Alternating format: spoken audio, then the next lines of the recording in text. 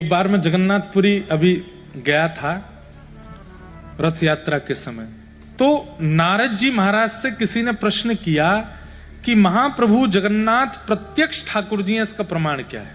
तो नारद जी ने कहा इसके अनेक प्रमाण हैं, उसमें से एक प्रमाण और है। बोले क्या? बोले जब जब मंदिर से बाहर निकलेंगे और सूर्य की प्रथम किरण इनके श्री अंग का स्पर्श करेगी तुरंत वर्षा होगी।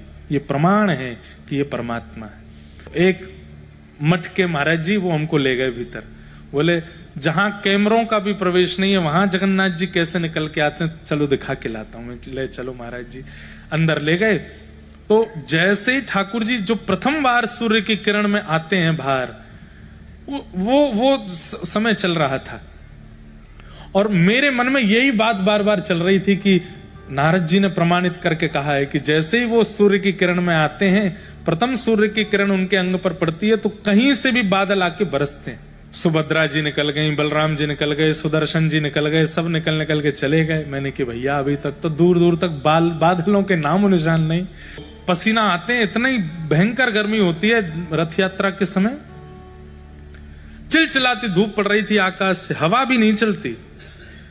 मैंने कहा भैया आज तो लाला हमारे ब्रज में एक रसिया गाते हैं, जब ठाकुर जी पहली बार फेंटा बांध करके बरसाना होली खेलने जाते हैं तब ब्रज के सब लोग ठाकुर जी से कहते हैं क्या लाला नाक बचाए के आइयो हमारी, बरसाने वारे इंतहार के मत आए जाइयो।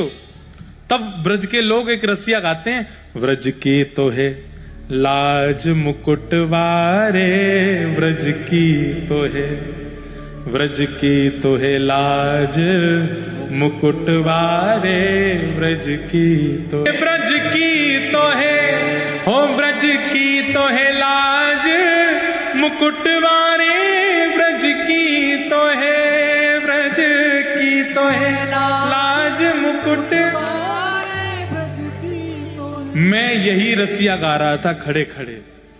मैंने कहा हे जगन्नाथ जी कहीं तुम बाहर आए और वर्षा नहीं हुई, क्योंकि दूर दूर तक बादल नहीं है।